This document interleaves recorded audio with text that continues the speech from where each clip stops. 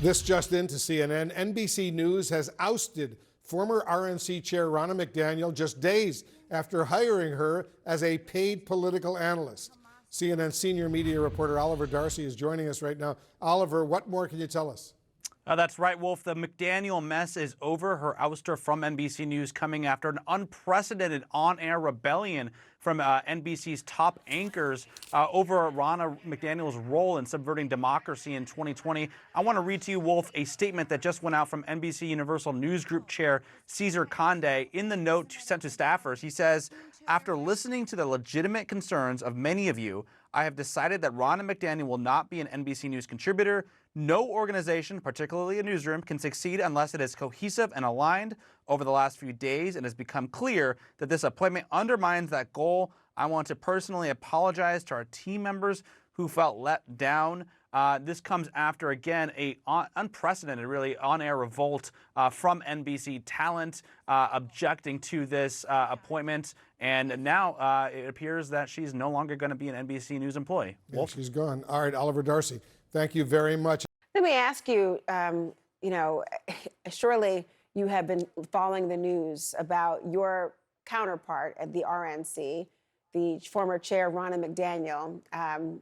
She has made quite a splash in her post-RNC world and life. She faced a huge backlash for her election-related lies. She is now no longer a paid political analyst for NBC News. I wonder, what does this whole episode tell you about where American politics is right now? Well, Laura, one of the things that we have to understand is Ronna McDaniel is one of the architects of undermining our democracy and undermining the elections in 2020, which led to the disaster and the chaos that we saw on January 6th at the nation's capital. And so when you have fundamentally, there's been only one party chair, Republican or Democrat, that has ever really been in the midst of making sure that there are fake electors to undermine our elections, and that's Ronna McDaniel. And so why should somebody like that, who has fundamentally done something to undermine American democracy, then get promoted and to have a free space to put out her alternative facts? You shouldn't be rewarded for that. And kudos to the NBC for cleaning that up and making the right decision. And it's not about Democrats or Republicans. It's about making sure that we do what's right for this nation. Jonah, the other attacks that Trump leveled overnight were at Ronna McDaniel and at NBC News.